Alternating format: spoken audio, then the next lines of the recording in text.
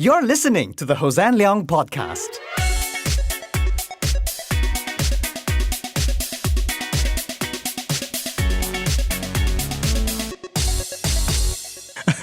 Okay, we are back with this episode, and today Ben is with me. Yeah, hi. We're going to do a little topic from a fishbowl, our usual segment.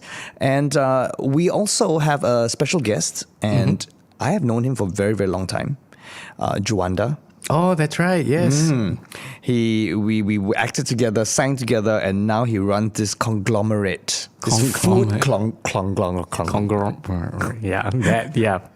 Big group. Yeah, the big group called Fabulous Baker Boys, and he was going to be in talking about food trends, about his no sugar diet. Really? And he can't eat mee pok, so he no sugar. Yeah. But he bakes cakes. Exactly. So we'll find out exactly how he does that while still keeping his slim figure. And you know, Singapore has a total population of 3.47 million Singaporeans out of a total population of 5.8 million. What does it mean to be Singaporean anymore? I think we've been colonized twice. Once by the British, and now by the Chinese.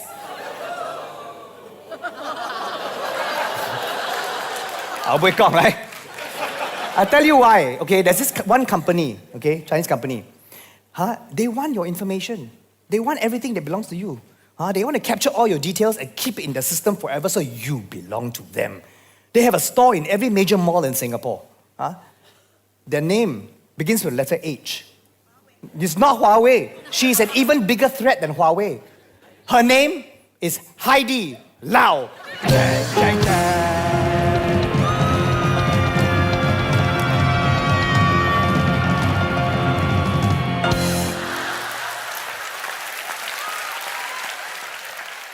Juwanda, hi. When did we first meet? Do you remember? Babe, I really honestly cannot remember. We were even friends before Star Trek. Oh my gosh, Star Trek. The first time I saw you on stage was Necessary Stages Off Center. That was in 1993. Yes, that was the first time I saw you on stage. I was still a wee boy then. Okay lah.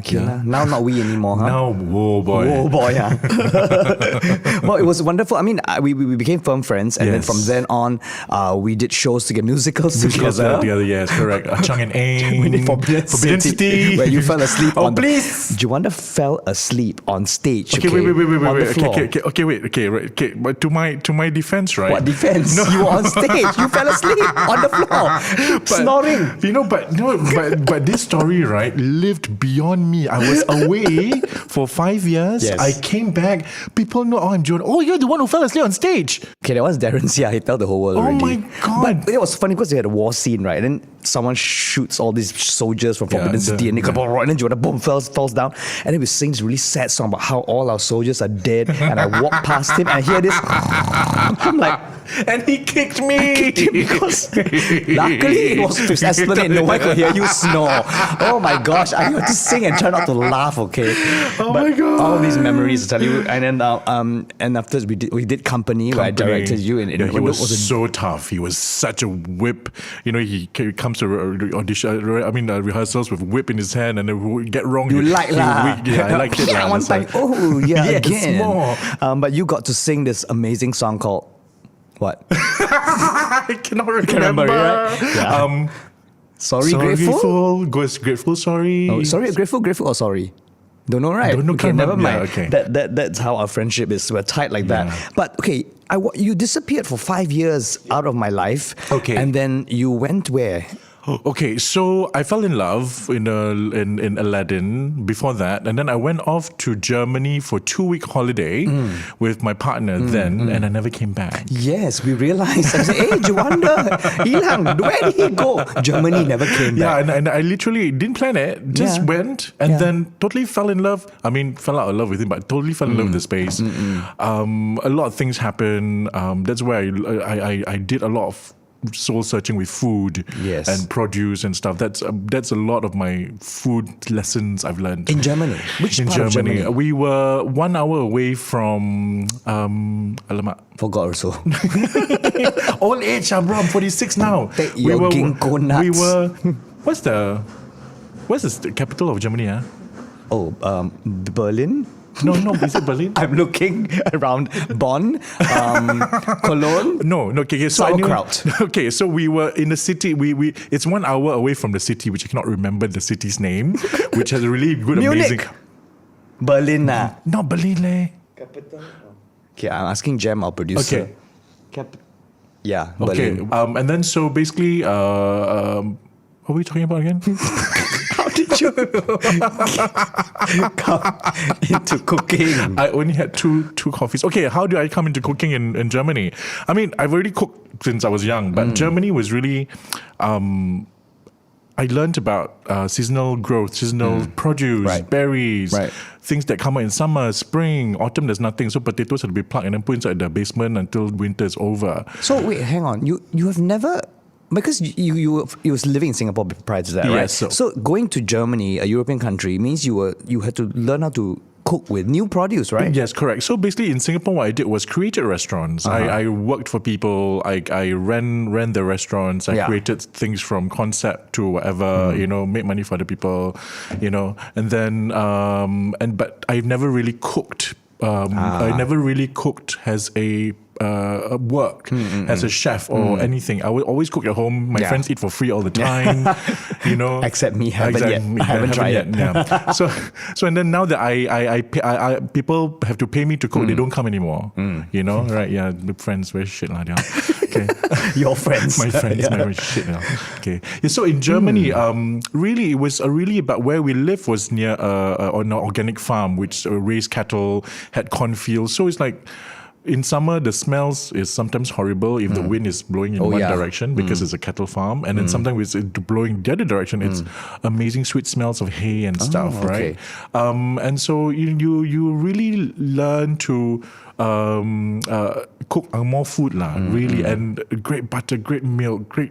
And baking was like the sauces, Yeah, the sauces. Because I was a housewife there, right? So and I can imagine you with a little apron running around, not leather apron, but just a normal. Papa, lunch is served, Papa. Okay, get the image out of my head now. But okay, so we're going to fast forward after Germany. Yes, you went to Bangkok as well. Yes. So after Germany, I came back to Singapore for a while. I launched the now very big Rochester Group. And then I was called on to Bangkok to help my friend run his small media company. So I was the creative director for his Thai media company for 5 years. After the 4th year, I got really, really, really, really bored. And then so I said, hey, let's bake from home. Yeah. Because there's not enough work, right? Yeah, so in my small Barbie kitchen, because you have to understand this, in Bangkok apartments, even though the rooms and living room are all big, it's not built for cooking. Right. You only have like a 2 top stove. There's no oven, no dishwasher, nothing. That's it. You have 2 top stove, a space for your fridge, and then a nice sink. That's all. So in that space, I had an island made, and then I had to buy a medium-sized oven, and stuff, so that my friends can come and eat roast and during that. So I had and everything I made in Bangkok when I started the business, everything was made by hand. I basically stirred and fluffed the butter by hand with sugar and everything. Because what you had in Germany, you couldn't get in Bangkok, right? You had to make it from scratch. Correct. Yes, correct. Yeah. Like, for example, like in Germany, we make everything from scratch anyway, right? Okay. But the quality is different. Quality of chocolate is different. Quality of berries are different. Berries, basically, in Germany, in spring, in summer, you just pluck them off the bushes, but near your house. You don't pluck anything near the roads because that's where the dogs pee. So you pluck things on top. That's a very good tip. Yeah, Thank you. do not pluck anything at the side of the road where you think the dogs can pee. Just knee level and up. What if it's a very big dog like a Doberman? Then maybe your shoulder level. My shoulder, I'm sure. Yeah. Okay, thanks. Quality of stuff is different. So everything that we got from Bangkok was frozen. Right. Frozen berries, frozen fruits and stuff. So, but still, it's still better than the jams and stuff that you get, the conserves that you make, right? So that's how I mix stuff. Like I mix the chip stuff and the expensive chocolates just to get the taste that I want. Because if you just if I made everything from expensive, nobody can afford it in Bangkok. for sure. You can't, because it's really, butter is so expensive in Bangkok. Chocolate is so expensive in Bangkok, because at that time they have a sweet, the type have a sweet tooth, but the affordability is very different. So how long ago was this again? Bangkok was Oh my about God, 20... bro, babe, it was 10 years, 10 years ago. 10 plus years ago. Okay. I came back to Singapore 10 years ago, and I've been baking ever since. Yes. Yeah. So listening to Juwanda, who's a fabulous baker boy, Thank you. who's a restaurant. I try. Yeah, it's at the old River Valley swimming pool. It's still called that, right? Yes, it's good. No more. It's no longer called River Valley Swimming Pool. It's now called. They're going through a branding change, which they're going to be called Jubilee Park. Jubilee Park. Jubilee Park. Okay. Right. And because of the Jubilee, because of the bicentennial celebrations, 10% of the parks will be converted. This is a advertisement for the park. They don't do such things. They've really built this beautiful playground, and it's amazing for business, because now people know where this park is, because there's a huge playground. It's not even finished yet. Wow. They built escalators up the hill. Wow. Okay. Yeah, like Hong Kong going up to the Okay. So all people, because people who come to the park, they at least National Park listens to us, listens to my guys, me, when we say all people come here all the time. Thanks. They can't. No, but seriously, No, the that is all true. English, they visit the. They want to see Fort Canning. Correct. Yeah, exactly. Right? The black box and stuff. So you can't. And when it's hot and stuff, and then so they literally. The last year, they've been developing the 2 escalators up to the first part of the park. Okay. And then they will be developing more throughout the years. It's like a 2-year project, I think. Wonderful. Well, that's great though to hear that the success and the journey of you, Juwanda, from being you still are an actor and singer. Yes, I try in the kitchen all the time. No, but you've got a great voice, and I'm not saying that just because you're my friend, okay? Because if I can remember the lyrics. If you can remember the lyrics, yes. But running a cafe day to day, and lots of people. I mean, you started brand building, right? Yes, correct. Starting businesses up and all that, and that's a wonderful, exciting endeavor. Yes. But it's the consistency of the running of the cafe day to day that suddenly becomes, I don't know, boring, right? Or how do you keep it up? How do you keep the consistency every day? I think it really I get bored really easily. That's why I have 52 types of cakes. Yes. You know what I mean? So I can't just rest on my top 10 or top whatever flavors. I have to create because you get bored, right? Sure.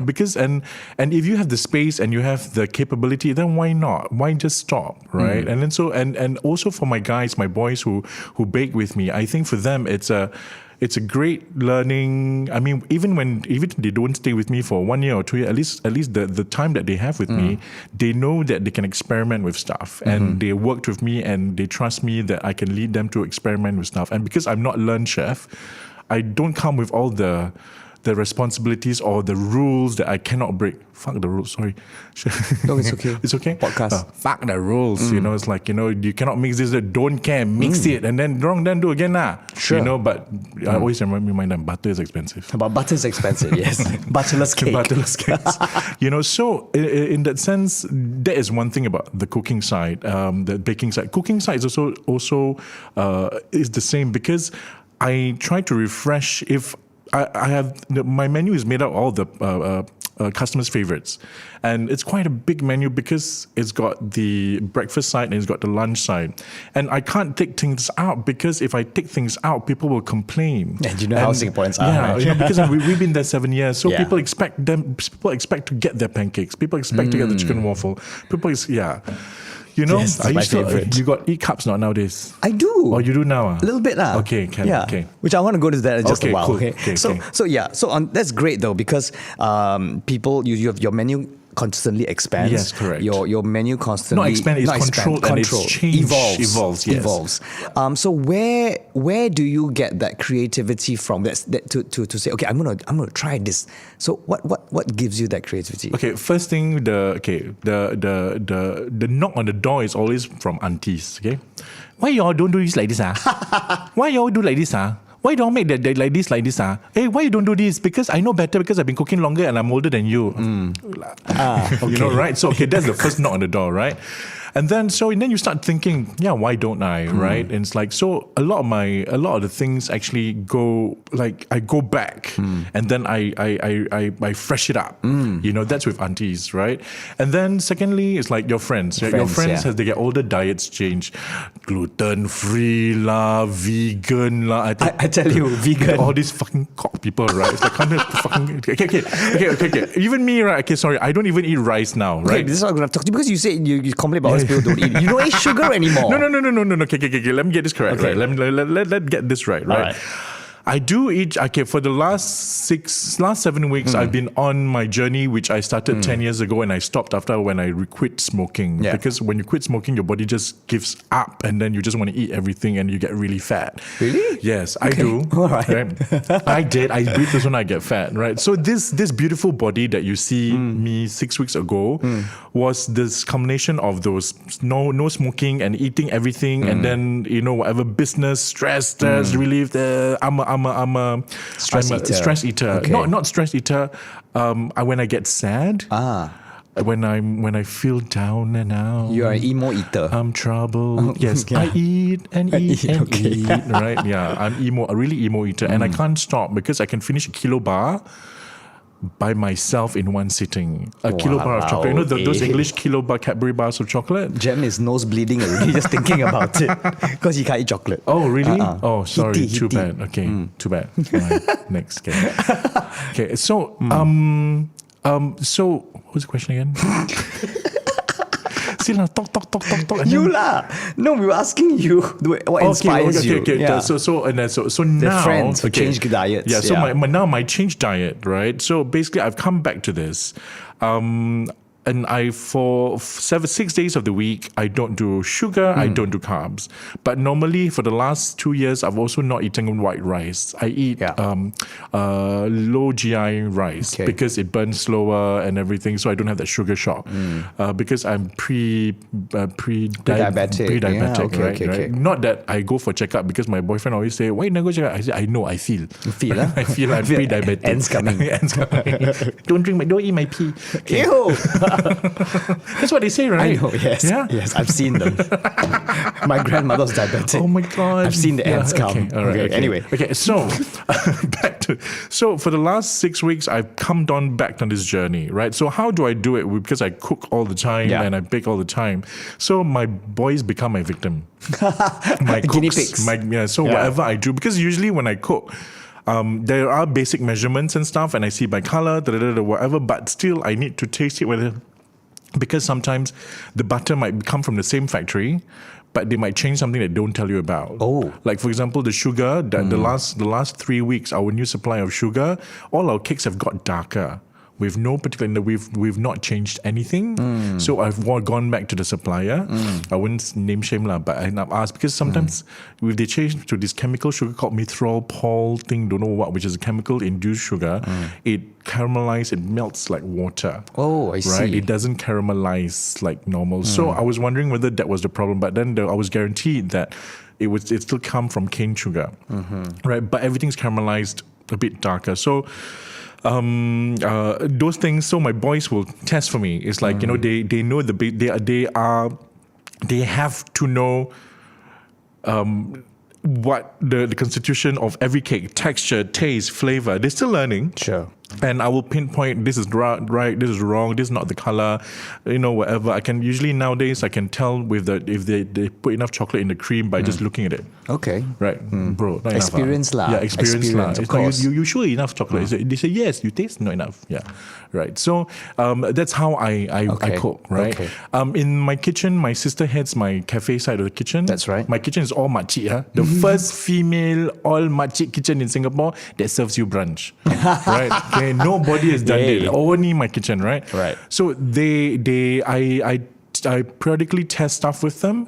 Sauces, all I still can eat and stuff. But then my sister does most of the controls and everything else. Yeah. So that's how I run it. Okay. Yeah. But even though I can't eat it.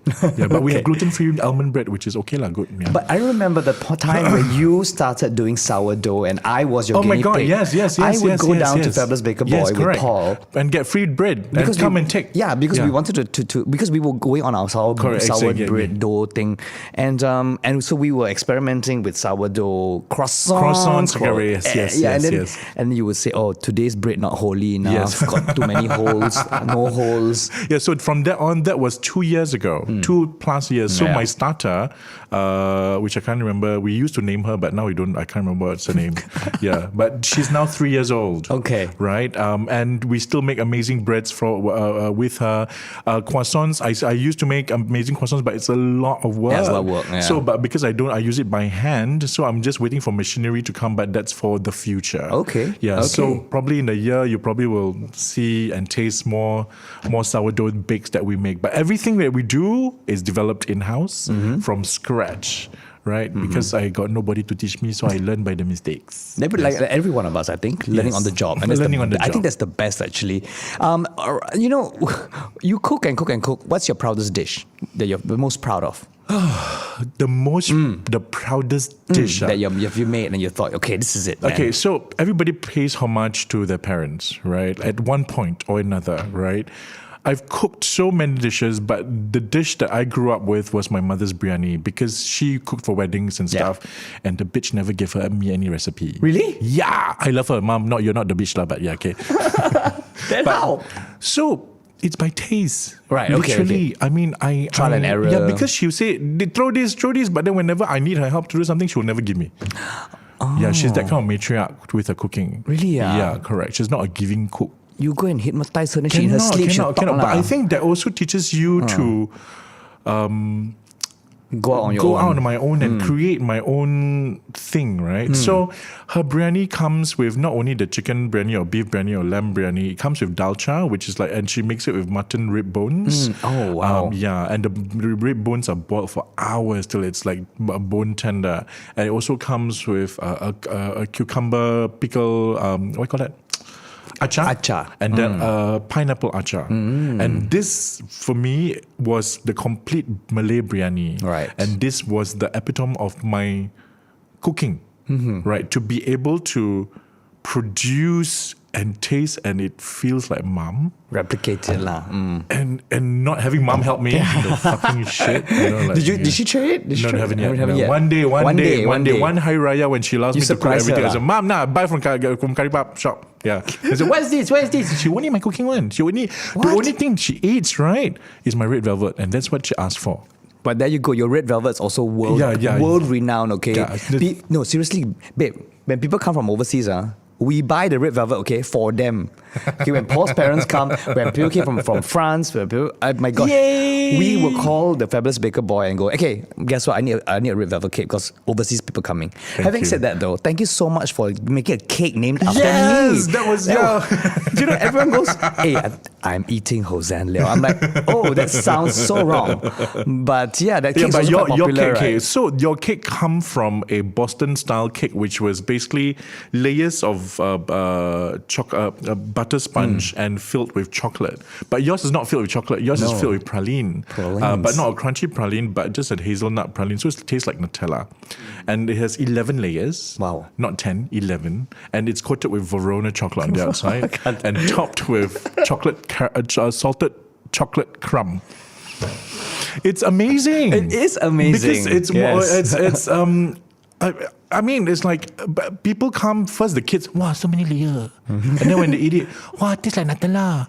Then the mom and dad was like, wow, got salty, wow, very nice. The cake not sweet, but actually very sweet lah. But It's very sweet, yeah. There's a salty part, right?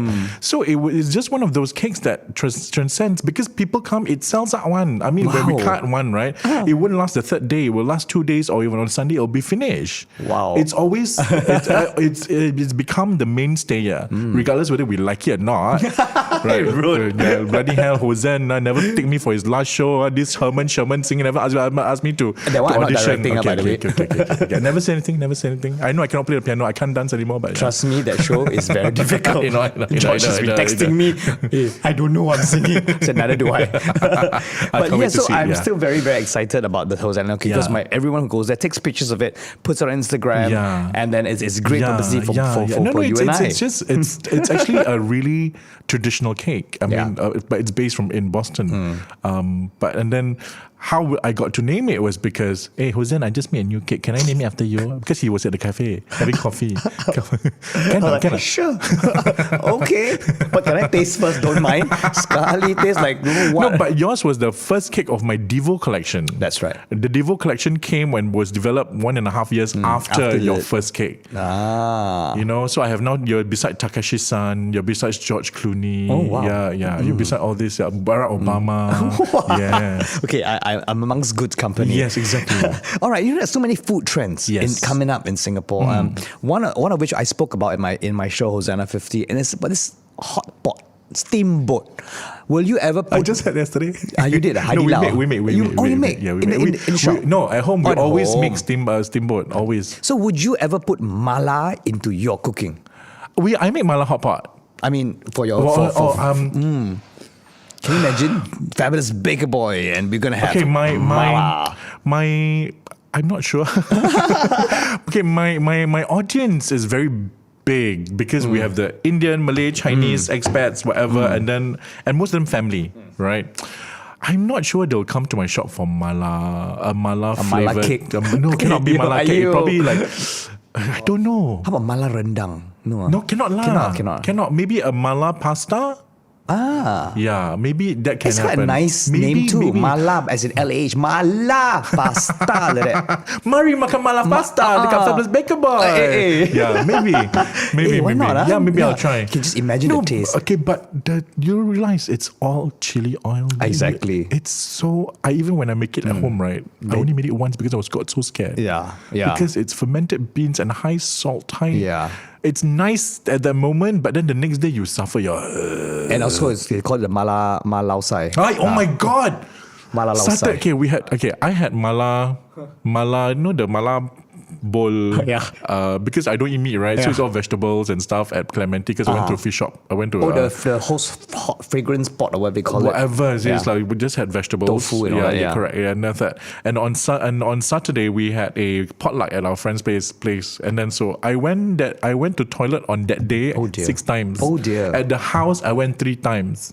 It was like a stomach ache because my stomach is all empty because I eat every 3 hours but small meals. Small portions. So the acids are very and the painfulness, bro. Dear, it's I like can imagine. Stomach pain, backside burn, stomach pain, backside burn. Everything numb. I was literally screaming in the toilet because my boyfriend was in the kitchen. I said, 宝贝，肚子痛，好痛啊，宝贝，为什么你让我吃那个麻辣？ Hey, blame people some He more. buy for me one. Okay.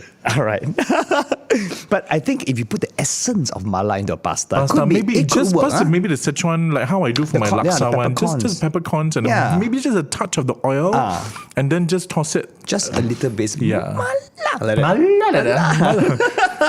Now we have been named.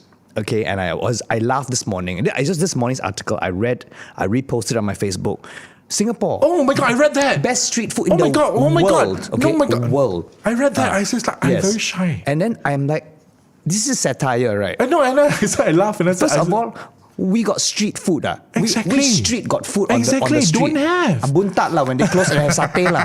But so how can we be? Did they? I don't know. Yeah. I don't know how it happened. And how come Malaysia is not rated? Exactly. And I go to Malay SM. How come? How come Malaysia tak rated? I don't know. Saya tak siapa? tahu. Berapa banyak yang bayar ni? Tak tahu. I don't know. Itulah. Must be lah. Siapa yang bayar siapa kan? So I think Malaysia, I because I go there all the time to makan, and Johor has wonderful food. Kuala Lumpur, Penang. Apa ni? Siapa? Jangan marah. No, I'm very angry because you know what? My Malaysian friends will score me. Yeah, no, They'll for come sure. up in conversations and so I don't understand. So how? Okay, let's say now someone comes to you and says, okay, but you have to defend it, right? Yes. Are you going to defend it? I wouldn't defend. I'll let Singapore burn lah. Really, I will let it burn because our food culture here is so curated. Yeah, and like it's not even, it's so trendy. It's like there's no more loyalty with what I mean, there is a group of people who still do it the way the old people do, young people who's taken over their parents, but it's not in the streets, it's in the hawker centers. Yes. Right, so it's very different language here. Different, You know, for if, sure. if you label that has street food, it's not street food, it's our way of life. Yes. I mean, Yes. we don't have a street food life. We No don't. more already, what? They cleaned it all up, put it into buildings. And then they fine people, put people in jail and stuff, and for selling like, remember the satay man in Tiong Bahru that got fined? That's so sad because the satay man I never eat before because it's pork. Yeah, okay. Got it. But we call him, he comes to houses for parties, the satay man. Yeah. For Selena's parties. Correct. Yeah, for birthday parties. And I can't get it. I don't get it. He's probably the last. Why isn't he treasured? Yeah. And then why are this? Oh God, you make me angry, Hossan. Sorry, John. But I have to say though, because you see, nowadays it's all owned by companies, right? All these hawker centers, all these food courts. And so your bak chor mee, your whatever noodles, fishball noodles, everything is now cooked by people who didn't grow up with the food. Exactly. So the soup's tasteless. Very different. The sauces are wrong. Very, very different. And then people go, why are you upset? I'm saying, what do you mean? You call, this is our heritage, food heritage, and now it's cooked by foreigners because nobody in Singapore wants to do it anymore. Yeah, correct. And that's why we say Singapore is one of the best street food in the world. Yeah. I roll my eyes until I can see my skull at the back. And then roll back 360 degrees and then I can see upside down the world. I can see your throat also. See my throat also. So it's upsetting for me. And then, it also, I mean, there's one side of it, right? But there's also a group of cooks and stuff who are younger who's taken on this responsibility, right? Yes. But they're not at the streets. You have to. But that is so wrong, Yeah. And then the Singapore Tourism Board will take that. Best hawker. Of course, it's hawker aka street or street aka hawker. Because when you hawk the streets, hawk the food, you were on the streets. Correct. Now it's just food court. Food court. It's called food court. It's very wrong. I agree with you. Food center. Yeah, food center. Yeah. Well, there you go. So, my final question for you, Yes. because it's just one of those, you think very, very fast, okay? Yes. Very fast, Okay. What's one food item that you will travel the world for? Cannot. Bro, cannot. Why? How can? Can. Oh, God. Huh. Oh, my God.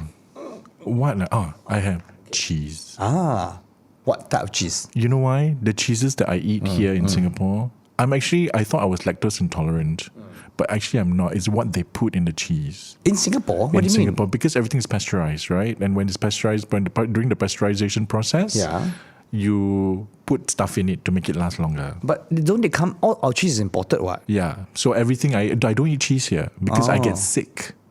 Right? But I said the cheese is imported, so how come you can't eat imported cheese? No. So when I went to Paris the last year, I ate unpasteurized cheese. Oh, unpasteurized cheese. Babe, okay. I almost died. And in a good way. In a good way, and I had no pains. I wasn't snoring at night. There was no reflux. Nothing. Okay, so it's the pasteurization process. Got it. So that is one thing, because I love. Okay, when you put cheese in front of me, I sure will up. If there's meat, I will whack. But I know I'm going to get ill.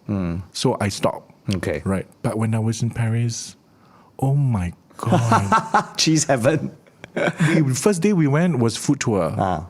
And we had all sorts of cheese sample. Oh my God. Wow. That is what I will travel for. I mean, I'm a Malay boy. I like my asam pedas, but that is what I would travel for because it makes me sick here. Okay. Even Parmigiano that we have here, I get those in wheels and I grate it myself, not in pack and grate it. Because even in the restaurant we use good stuff. Right, sure.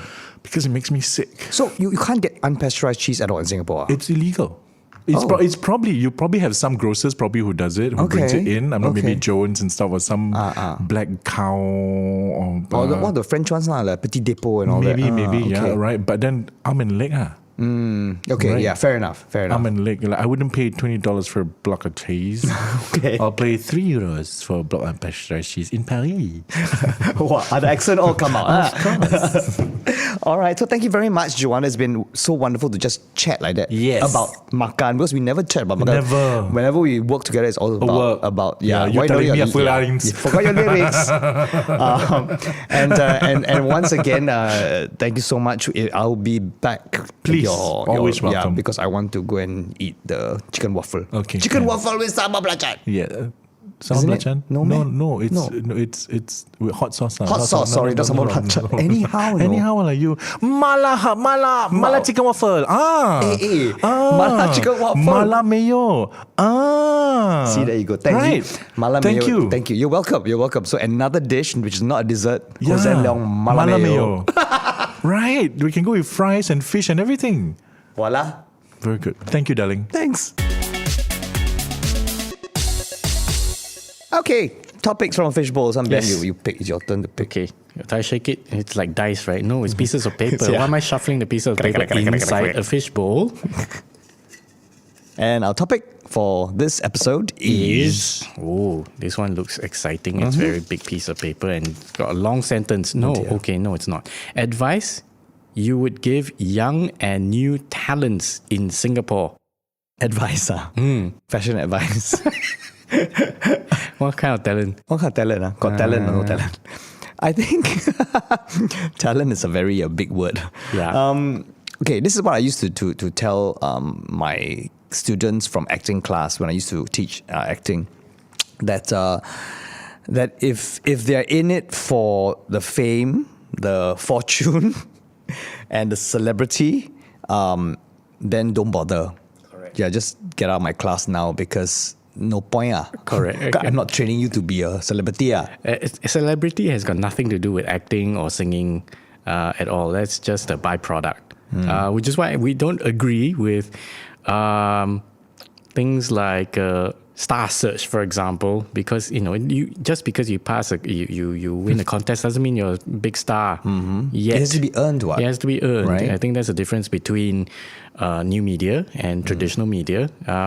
And also, there are a lot of people who think, okay, like you said, the purpose is I want to be a star. But actually, the true test is if you wake up every morning and you feel that you cannot get by without reading a part from a script or writing something or drawing something because you feel that if you don't draw something, you will die, then I think, yes, you're in the right career. Yes. So I think this advice to young, new up and coming talents and actors and artists is you just follow your passion. If you really feel that so much, go for it. Grab it by the balls. I mean, no point waffling and say, oh, maybe I should do something to fall back on. Fall back on what? Your backside, Yeah, and we're very lucky because actually this part of the world, in Singapore we're in, you still will be rewarded if you are passionate enough. You work hard enough. I think hard work is understated. You really, really have to work hard. Yep, there we go. Two uncles give advice. The Hossan Leong podcast is brought to you by Double Confirm Productions. Hosted by Hossan Leong and Benjamin Lee. Produced by Ann Lee and Jem Toh. Post-mixed by Ken Delbridge and recorded at Splice Studios, Singapore.